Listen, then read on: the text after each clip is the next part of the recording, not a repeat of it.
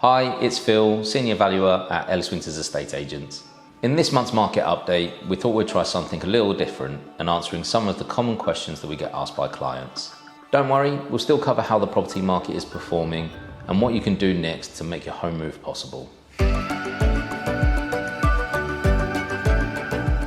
The first question that we'll be covering off is what are property prices doing at the moment?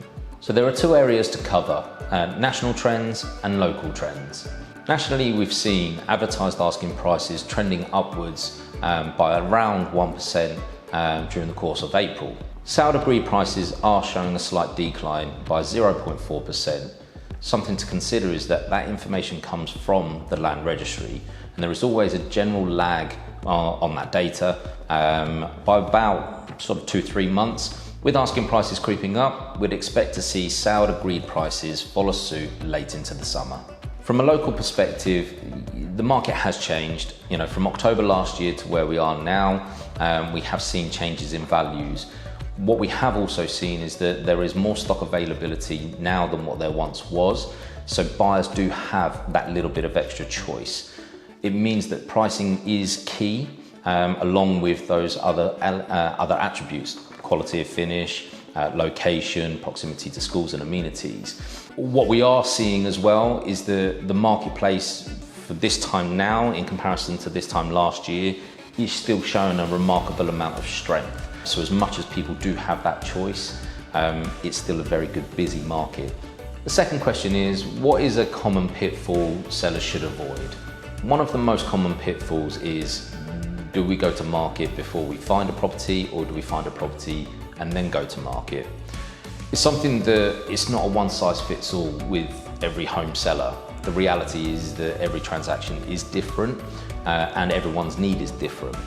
The best advice really is that if you are motivated and you have a certain timescale that you're looking to achieve, and there is this need to move, then you want to go to market with your property as soon as you possibly can.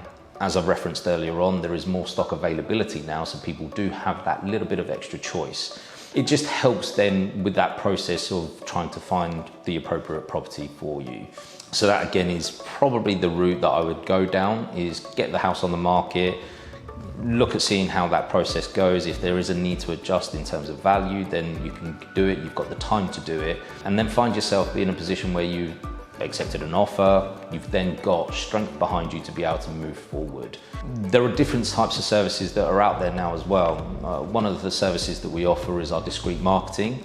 For further information on that, please visit our website. But that gives you an option whereby you can start to generate interest before feeling pressured to get out and find that perfect home. So that's probably the most common theme is that chicken and egg scenario, but positioning strength is always key. The third and final question is, how do you determine a value of a property?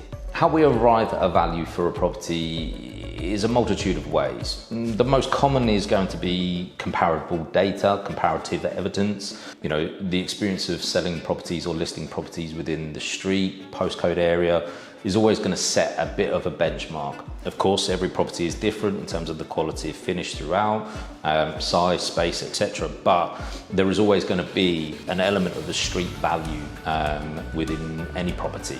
If it's something that is a little bit more unique and a little bit different, then you can go down the route of looking at a pound per square feet model. It's something that traditionally we don't necessarily have to use, but it is definitely there for that option, especially for those really individual properties and rare properties that haven't been available for a long time. The other side of it generally comes down to experience. When you've been in the industry a long time, you have a feel and flavour for what values can look like, because it's something that you've generally dealt with over the years. But there are always going to be slight tweaks here and there in order to really truly determine where the value can be.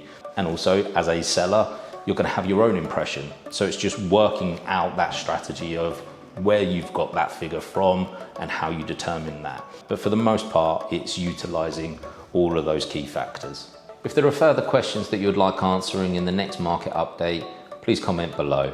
If you'd like to understand the value of your own home, please contact your local Ellis Winters branch. Thank you for watching.